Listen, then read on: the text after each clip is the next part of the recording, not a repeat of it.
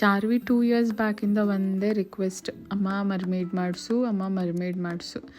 ನಾವು ಮಾಡಿಸೇ ಬಿಡೋಣ ಅಂತೇಳಿ ನಮ್ಮ ಮೊದಲನೇ ಇಂಟರ್ನ್ಯಾಷನಲ್ ಟ್ರಿಪ್ಪಿಗೆ ಹೊರಡ್ತಾ ಇದ್ದೀವಿ. ಅಜ್ಜಿ, ತಾತ, ಚಿಕ್ಕಪ್ಪ, ಚಿಕ್ಕಮ್ಮ, ತಮ್ಮ ಎಲ್ಲರೂ ಬಾಯ್ ಹೇಳೋಕ್ಕೆ ಅಂತ ಏರ್ಪೋರ್ಟಿಗೆ ಬಂದಿದ್ದಾರೆ ನಮ್ಮ ಜೊತೆ. ಫ್ಲೈಟ್ ನಮ್ಗೆ ಅರ್ಲಿ ಮಾರ್ನಿಂಗ್ ಇತ್ತು, ಬಟ್ ಮಕ್ಕಳಿಟ್ಕೊಂಡು ಲೇಟಾಗಿ ಹೋಗೋದು ಬೇಡ ಅಂತ ನಾವೇ ಬೇಗ ಬಂದ್ವಿ. ಅಷ್ಟರಲ್ಲಿ ಪಾಪು ಮಲಗಿಬಿಟ್ಟಿದ್ದಾಳೆ. Charvi full Bangalore airport terminal 2 ನೋಡಿ ಫುಲ್ ಖುಷಿ. ಏರ್ಪೋರ್ಟಲ್ಲಿ ಚಾರ್ವಿಗೆ ಒಂದೇ ಟೆನ್ಷನ್, ಏನು ಗೊತ್ತಾ?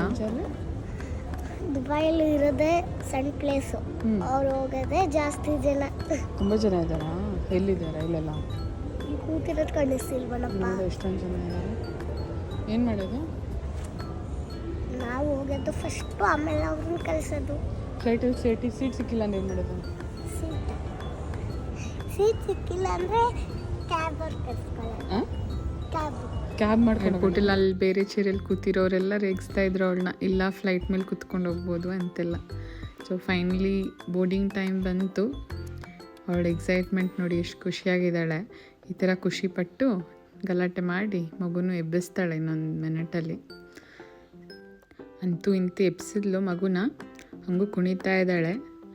ಇನ್ನೇನು ಬೋರ್ಡಿಂಗ್ ಆಗಬೇಕು, ಅಲ್ಲೂ ಕೇಳ್ತಾ ಇದ್ಲು ಕ್ವೆಶ್ಚನ್ನು, ಅಮ್ಮ ಇಲ್ಲಿ ಮೆಟ್ಲೇ ಇಲ್ವಲ್ಲ, ಹೇಗೆ ಹೋಗ್ತಾ ಇದ್ದೀವಿ ಅಂತ. ಒಳಗೆ ಹೋಗೋ ತನಕ ಅವಳಿಗೆ ನಂಬಿಕೆ ಬರ್ತಾ ಇಲ್ಲ ನಾವು ಫ್ಲೈಟಲ್ಲಿ ಹೋಗ್ತೀವಿ ಅಂತ.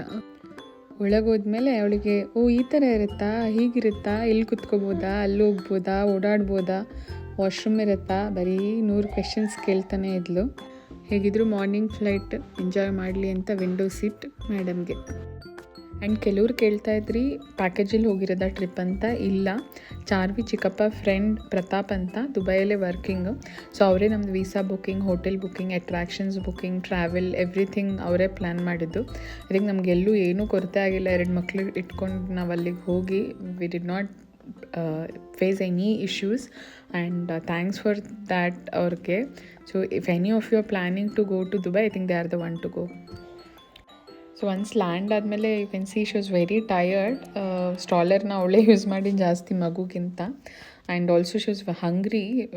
ಇಂಡಿಗೋ ಫ್ಲೈಟಲ್ಲಿ ಊಟ ಸ್ವಲ್ಪನೂ ಚೆನ್ನಾಗಿರಲಿಲ್ಲ. ಆ್ಯಂಡ್ ದೆನ್ ಲ್ಯಾಂಡ್ ಆದಮೇಲೆ we reached hotel and we got fresh up, we rested for some time.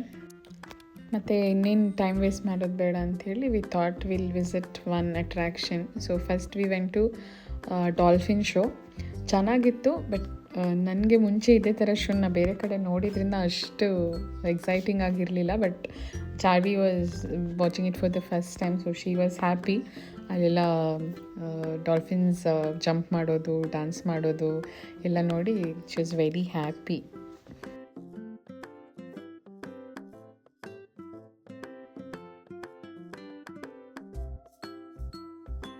And show ಆದಮೇಲೆ ಚಾರ್ವಿಗೆ ಡಾಲ್ಫಿನ್ ಜೊತೆ ಫೋಟೋ ತೆಗೆಸ್ಕೋಬೇಕಾಗಿತ್ತು, ಅದನ್ನು ಟಚ್ ಮಾಡಬೇಕಾಗಿತ್ತು. So we went for that. And ಮುಟ್ಟೆ ಆದಮೇಲೆ ಶಿ ವಾಸ್ ಲೈಕ್, ಅಯ್ಯೋ ತುಂಬ ಮೆತ್ತಗಿದೆ ಅಂತ ಇದ್ಲು.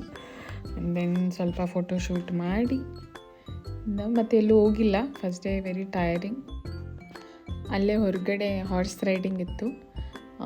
ಚಾರ್ವಿ ಮಾಡಬೇಕು ಅಂದ್ಲು. ಸೊ ಕತ್ಲೆ ಆಗಿತ್ತು, ಬಟ್ ಸ್ಟಿಲ್ 1 ರೌಂಡ್ ಕರ್ಕೊಂಡು ಹೋದ್ವಿ.